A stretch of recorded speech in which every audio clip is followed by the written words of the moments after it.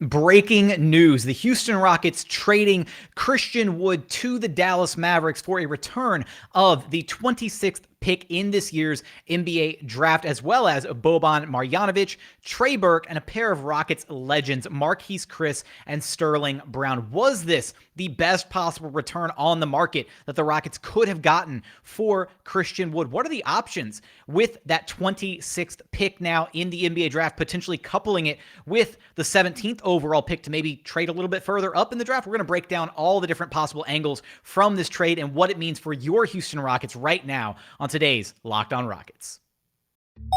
This is Mission Control, Houston. Ignition sequence start. With the second pick in the 2021 NBA Draft, the Houston Rockets select Jalen Green.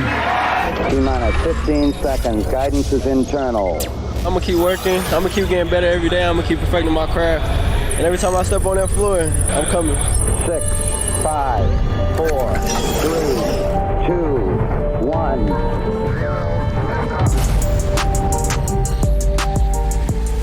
What's up, and welcome to another edition of Locked On Rockets, your daily podcast home for everything Houston Rockets basketball. As always, I'm your host, Jackson Gatlin, native Houstonian and credentialed media member. I'm also the host of Locked On NBA Mondays, host of the State of the Rockets podcast, as well as the founder of ClutchCityControlRoom.com. Be sure to follow along on Twitter at JT Gatlin, and the show, of course, at Locked On Rockets. As always, we appreciate you for making Locked On Rockets your first listen each and every day, free and available on all platforms: Apple, Spotify, the Odyssey app, Google. Also, check us out on YouTube. Go to YouTube, search Locked On Rockets, like, comment, subscribe, all that good stuff. Comments are awesome. Go comment right now. How do you feel about this breaking news by the Houston Rockets? Christian Wood traded to the Dallas Mavericks for a package centered around the 26th pick in this year's NBA draft, as well as Boban Marjanovic, Trey Burke, Marquese Chriss, and Sterling Brown. We're going to break down every angle from this trade, what it means for the Houston Rockets, for this current core, and for the timeline of the Rockets rebuild, some of the things that have become concrete as a result of this trade. We'll also take a look at pick number 26 and the different options that the Rockets could have with regards to pick number 26, be it maybe trading up in the draft, maybe trading out of the draft, the different levels of versatility that they have now been given by having yet another pick in this year's draft to couple with 3 and 17 that they already had. And then we'll take a look at the players coming back in this trade, the 4 Dallas Mavericks returning in this deal, how one of those players actually has a really interesting fit here in Houston, and the kind of larger scale scope of what this trade means for the Rockets and their rebuilding timeline. So let's start, first things first. It's the end of an era. Christian Wood is now gone, no longer a Houston Rocket. This is a guy who's had a lot of ups and downs during his tenure with the Houston Rockets. And while I'm not exactly upset to see him go, this was a trade that I had kind of the writing on the wall for a long time. You know, we look at when the trade took place, and I think you're looking at the fact that the Rockets were bound to walk away with one of the 3 big prospects at the top of this year's draft. I think once they landed at pick number 3, it was almost that kind of spelled the end of Christian Wood's time in Houston. And it feels to me as if this trade was something they'd probably been working on for a while now, trying to figure out what value they could ultimately get back for Christian Wood. Is this value in a vacuum the absolute best that they probably could have gotten for Christian Wood? Not necessarily. That said, rather than trying to, pinch pennies and try and, extract just a little bit of extra value for C. Wood, they got back another draft pick in this year's NBA draft, and they didn't take back any long-term future salary. All 4 of the players that the Rockets brought back in from the Dallas Mavericks are expiring contracts. That is a huge part of what makes this deal so great if you're the Houston Rockets. So while I'm not completely blown away by this trade in a vacuum, basically Christian Wood for the 26th overall pick in this year's draft, which is exactly what the Rockets didn't want to trade Christian Wood for back at the NBA trade deadline. They didn't want a late first-round draft pick in this year's draft. They were facing a logjam in their front court by potentially likely drafting Paolo Banchero and having Alperen Şengün and having other front court, right? They were going to hit a point where they just didn't have enough minutes to go around for everybody. So I like this trade because of the variety of factors that it kind of unlocks for the Houston Rockets team, and some of the other tree branches that you have to look at, the cascading effect of this trade for the Houston Rockets, first of which, Paolo Banchero just did his workout with the Houston Rockets. And for them to have just like literally within the last 48 hours having done Paolo Banchero's workout and then immediately calling up Dallas and it's like, hey, you know what about that Christian Wood guy? Just go ahead and take him. Just give us that 26th pick and, some salary that doesn't go past next year and we're square. They must be really, really impressed with what Paolo Banchero did in his workout. And so to go up to Dallas and basically say, all right, here's our starting power forward, starting center, whatever you want to call him, right? So that's, first takeaway. Second takeaway is, barring any other crazy situation, Alperen Sengun is now your starting center moving forward if you're the Houston Rockets. So many question marks about what his role was going to be moving forward alongside Christian Wood, not alongside Christian Wood, still coming off the bench. How would the number 3 pick factor into all of that? All those questions can now be squashed. Alperen Sengun is your Houston Rockets starting center moving forward, which is another bit of very exciting news to come off of this. And I think the probably most exciting news to come out of this trade is that this is now just beyond the shadow of a doubt Jalen Green's team. Like, there is no more like who's the alpha, who's getting the most shots, who's the go-to guy, whatever. No, confusion about the hierarchy within the team, hierarchy within offense, hierarchy within the locker room. None of that. This is now clearly Jalen Green's team. And that's what this trade means, is that Jalen Green is now the alpha of this Houston Rockets team. This is his team. This team lives and dies with him, right? He now gets to set the tone for the locker room, sets the tone throughout the game, sets the tone on the floor, all of that. And I think that's a huge reason for why Christian Wood being gone is kind of almost, we'll call it addition by subtraction, right? There are a lot of people that are firm believers in what Christian Wood could have brought to the table for this Houston Rockets team. Ultimately, the timelines just didn't quite match up with Christian Wood being significantly older than the rest of this young Rockets core. And then again, the fact that it didn't seem like he could buy into a lesser role behind guys like Jalen Green and Kevin Porter Jr. I wish him all the best in Dallas. I truly do. I think that him being paired with a guy like Luka Doncic, or like in some of the earlier episodes this month, or in recent weeks, talking about him potentially pairing with a guy like Damian Lillard, right? An established star who he can look to and say, you know what? You're the alpha. I'm going to get in line and do whatever you tell me to do. Jalen Green's not at that point yet in his career. It's unfortunate that it didn't work out between those two. Christian Wood, I wish him all the best. I think he's still got some two-way big potential. But that didn't ultimately work out here in Houston.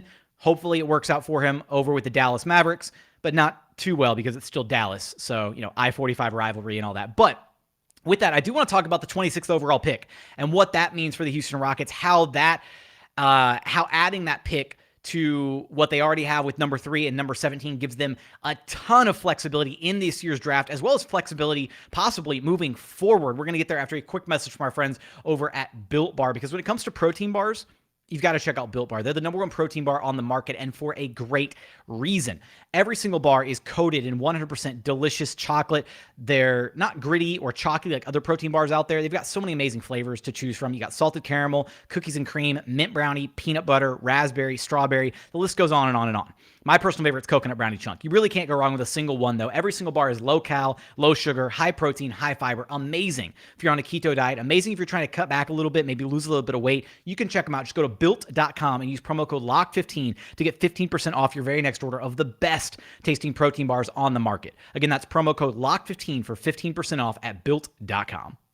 And continuing on here at Locked On Rockets, your daily podcast home for everything Houston Rockets basketball. Right now, we have an important favor to ask of you. We've put together a survey so we can learn more about listeners like you and make your favorite Locked On podcasts even better. This is your opportunity to tell us what you like and don't like about Locked On Podcasts. Go to lockedonpodcast.com/survey right now to get started. Won't take very long, and everyone that completes the survey can qualify for a chance to win one of 10 $100 Ticketmaster gift cards. To take our audience survey, go to lockedonpodcast.com/survey. Thank you, and we appreciate your help and feedback. Now, let's continue focusing on this Christian Wood trade and the most enticing part of this C. Wood trade, right? We kind of talked about all the little offshoots of this trade, the indirect results of this trade, if you will, in segment 1.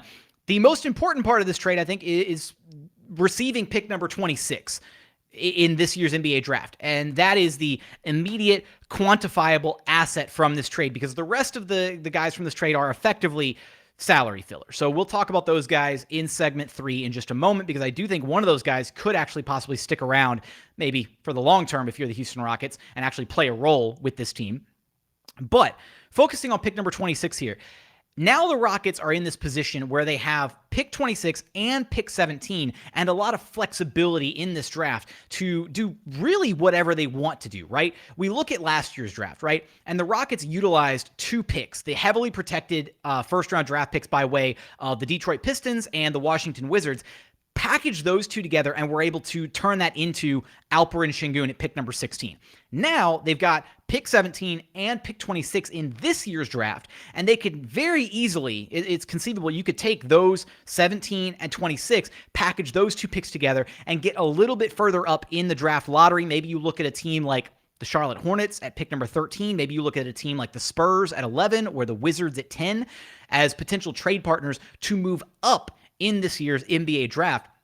And that's kind of the immediate reaction to this trade, right? Is, oh, they have another first round draft pick. Let's see if we can package those together and move up, right? That was my immediate reaction as well. The more that I started to kind of think about this, the more that I realized there's a lot of other options at play here if you're the Houston Rockets. First of which, it could be really tough if you're the Houston Rockets to basically be bringing in a full crop of 3 rookies in this year's NBA draft, right? There aren't even guarantees that whoever they would have taken at 17 or will take at 17 would be ready to play rotation minutes in the NBA. That might be a G League candidate, similar to last year with Josh Christopher and Usman Garuba. The Rockets are already incredibly high on Usman Garuba, who they've opened up minutes for in the front court by trading Christian Wood. They've got Jae'Sean Nix, who didn't get a whole ton of run or whole ton of burn last season. So effectively, if they make all 3 of these draft selections, they've got these 3 rookies coming in. They've got Usman Garuba, who's effectively another rookie. And then they'll have Jae'Sean Nix, who's basically another rookie. That's 5 rookies that you're essentially trotting out. Now, I know that Garuba and Jae'Sean Nix have varying degrees of professional experience, but you get the point, right? Is it's really tough to bring 5 brand new guys into the system like that. So what about the Rockets potentially trading out of this year's NBA draft, right? They could very easily trade one, if not both, of these picks for future draft assets. And now that they have pick number 26 to play around with and work with, I think pick number 17 is a much more attractive asset to trade to a team in the right here, right now, than pick number 26 would be. And not only that, they have kind of that fallback pick. So essentially, what they could do with pick number 17 is they could trade that for a future, somewhat protected first-round draft pick. Maybe they trade it for a first in next year's draft or in the 2024 draft, just a little bit further down the line. And maybe you throw some, semi-heavy protections on it, top 8 protected, top 10 protected, something of that effect, to where you're kind of gambling a little bit, but kind of pushing that asset a little bit further down the road, right? Which kind of conveys the same effectiveness as to what the Rockets wanted to originally do this past trade deadline, which was receive an asset that was a future draft asset, not a draft pick in this current NBA draft. Because again, having draft assets that are much further down the line that stay liquid for longer are much more conducive to facilitating NBA trades, greasing wheels, all that kind of stuff, right? A draft asset that is much further out is just a better overall asset to have rather than one that has to convey immediately. So if you're the Houston Rockets, maybe that's something that's on the table, right? Is maybe trading that 17th pick a little bit further out so they have more room to kind of finesse and move around with as far as, what that pick could ultimately become. Maybe it's part of a trade further down the line, that kind of thing, rather than having to make the selection on draft night a little over a week from now. So that's another option. I do think it becomes interesting as well, depending on where the Rockets are at with their big board, with their talent evaluation around picks 17 and 26. I mean, if the Rockets are getting ready to pick at 17 and they feel like one of their guys is going to drop all the way down to pick number 26, that's another reason why you could very easily trade out of pick 17 and just take your guy at 26 if you think he's still going to be there on the board. It just kind of depends on what the Rockets' big board looks like compared to other teams, right? Maybe there's a guy out there that other teams are kind of sleeping on that the Rockets have their eyes set on, and if they think that they can get him at 26 and then exchange pick 17 for future value or for a different type of asset, or maybe reach a little bit further and now they get two prospects at 17 and 26, there's just a ton of possibilities there. And I think ultimately what the important takeaway from this is the Rockets now have all this added flexibility in this year's NBA draft, right? Again, trading up, potentially trading back, potentially trading out. And it's so important that they did this with a week to go before the draft, because now they can field out all these different possibilities. Right now, teams know when they're calling up the Houston Rockets or when the Rockets are calling them up that they have picks 17 and 26 to work with. It's not some, little back alley like, hey, I've got 17. I could maybe get another pick, if I can finesse this team over here. And then you're like talking with, Portland, and they're like, yeah, come back to us when you've got a second pick to talk about, right?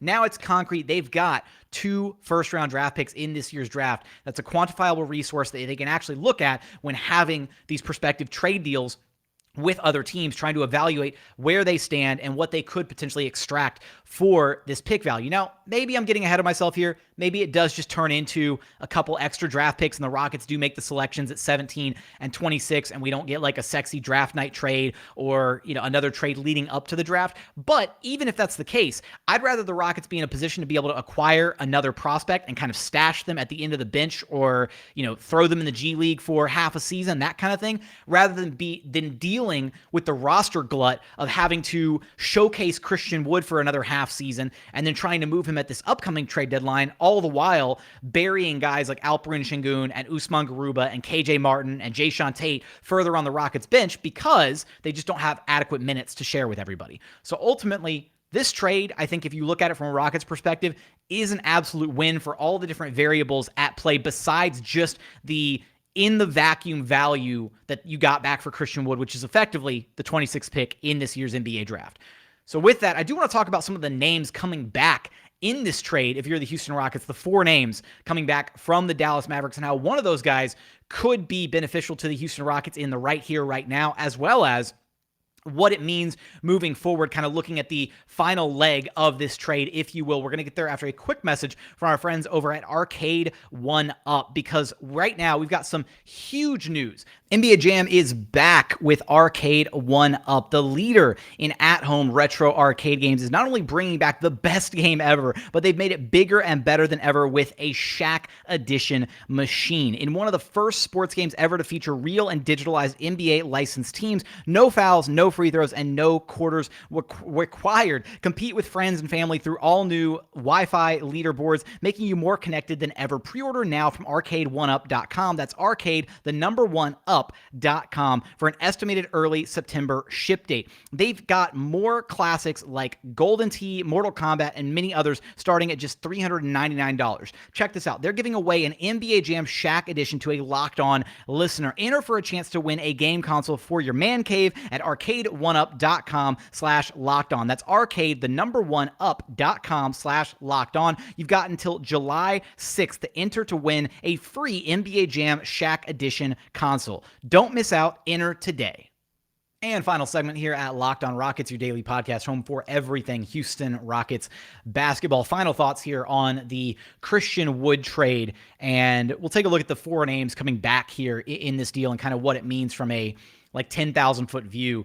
And first of which, I mentioned this much earlier on, but of these 4 names, none of them have long-term money. They're all expiring deals. None of them have a deal that extends past next season. So that's an absolute win if you're the Houston Rockets, because you maintain your cap flexibility for next summer, the summer 2023, where the Rockets are potentially positioned and poised to make a big splash in free agency, possibly. So you retain that level of flexibility. But when we look at these 4 names, I think that from the jump, Trey, Burke, and Marquese Chriss, I immediately wrote off as that's just salary filler. That's just the Mavericks getting rid of contracts, whatever. When you look at Sterling Brown, the return, the prodigal son, if you will, he had a really solid year with the Rockets. Bit of a, kind of a down year with the Mavericks. But his one season with the Rockets, I always enjoyed what he brought to the floor, right? Played hard on defense, was, a guy that could create his own buckets offensively, was a good three-point shooter. But I do think that when you look at where the Rockets are at with their depth chart, the amount of guard play that they got in front of him, the fact that they're still developing a lot of these young guards. I mean, they've got 4 young guards that they're still trying to develop between Jalen Green, KPJ, Daishen Nix, and Josh Christopher. That doesn't exactly leave a whole lot of burn in the guard rotation. Plus, there's still the question mark of what the hell are they going to do with Eric Gordon. So I don't exactly see a world where Sterling Brown necessarily sticks around if you're the Houston Rockets. I wouldn't be opposed to it. But the most interesting name of these four, though, is Boban Marjanovic. And a big reason for that, a couple of reasons. First off, is everywhere that Boban has gone, he has been absolutely adored, both on and off the court. He is a consummate professional. He is a great locker room presence to have. Nobody has ever said a bad thing about Boban Marjanovic, I don't think, right? And honestly, for this type of young Rockets team to be able to kind of replace the Christian Wood vibes in the locker room, which at times were maybe a little bit selfish, a little bit self-centered, kind of self-serving interests, whatever, not necessarily team-oriented, to replace that with a veteran like Boban, who is just going to bring great vibes and be a 7'4", 300-pound Jolly Green Giant enforcer, if you will, if the vibes ever start to go a little sideways. Who better than to settle potential petty arguments in the Rockets locker room if two guys are kind of going at each other than to just have Boban step into the middle of them and say, hey, stop. 7'10" wingspan to keep guys spread very far apart from each other to prevent any conflict. I kid, but that's exactly the type of veteran presence you do want to have. And then his on-the-court production, the advanced metrics don't lie. Boban, when used correctly on the court, that is absolutely a guy that, at times can, in a niche situation, can potentially swing you a game or win you a couple games, right? If used if used appropriately. So, and I do think having a legitimate big man, a big man to throw at some of the other bigs like a Jokic or an Embiid situationally, even if it's just for 10 or 15 minutes throughout a game to really kind of make them measure up to a guy their own size, could be really beneficial to a Rockets team that has been really teeny tiny for a long, long time. So I like both the on the court and off the court, the locker room stuff when it comes to Boban. I will also throw in this little nugget for you tinfoil hat conspiracy theorists out there.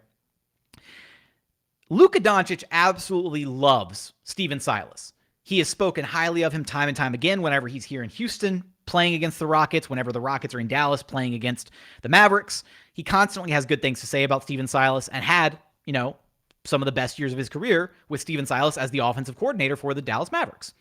So that relationship is strong. They're like this. Not only that, Luka absolutely loves Boban Marjanovic, of all players. So, do with that information what you will. Go knock out all your Rockets photoshops, all that good stuff of Luka wearing a red and white 77. But with that, that part, again, take that with a grain of salt. But I think another kind of important distinction, again, to make here, right, is the Rockets are taking back no long-term money with these four contracts that they brought back. They're still very much in play to make a big splash in summer 2023 free agency, which was a big part of this deal, right? So they got a first-round draft pick for Christian Wood, and they didn't take back any bad salary in return for Christian Wood, which I think at the end of the day is an absolute win-win if you're the Houston Rockets. Again, I think it's really hard to just look at this trade in the vacuum of, all they got for Christian Wood was a first-round draft pick, and it's a late first at that. If you're looking at it through that lens, yeah, you're going to be a little bit disappointed. You start to look at all the different trickle-down effects this trade has. This is now Jalen Green's team. Alperen Şengün is now the starting center. There's no front court logjam for all these minutes and all these players that could have, potentially had to play behind Christian Wood. There's no more locker room, kerfluffle going on between C. Wood and his own self-serving interests trying to be the guy and going out there getting his numbers. No more hierarchy issues, any of that, right? Suddenly you replace that with a veteran like Boban Marjanovic, who I do kind of expect to stick around. If you're the Houston Rockets, I wouldn't be surprised for him to actually stick around from this trade. He's the most interesting name, in my opinion, of these four coming back from the Dallas Mavericks. And then, again, above all else, you pick up another asset in this year's draft that increases your ability to do so many different things with this year's draft. The flexibility, again, to trade up, to trade out, to trade back, all these different scenarios in the Houston Rockets' favor for them to potentially look at, and they've got a week to do so. So with that, those are final thoughts on the immediate reaction to the Christian Wood trade and what it means to this Houston Rockets organization, to this franchise moving forward. If you haven't done so yet, please consider subscribing to the show wherever you listen to your podcasts, Apple, Spotify, Google, the Odyssey app, free and available on all platforms. Also, the first picks of the Ultimate NBA Mock Draft have been made. Search now for the Ultimate NBA Mock Draft wherever you get your podcasts, with over 50 insiders, the Odyssey sports experts, the draft experts from Locked On NBA Big Board. The 5-episode Ultimate NBA Mock Draft is underway. Make Ultimate NBA Mock Draft your second listen today. Also, check us out on YouTube. Go to YouTube. Let me know how you feel about Christian Wood being traded. Let me know in the comments. I do read each and every one of those every single day. But as always, thank you so much for watching. Thank you so much for listening. And we look forward to having you back right here at Locked On Rockets, your daily podcast home for everything Houston Rockets basketball.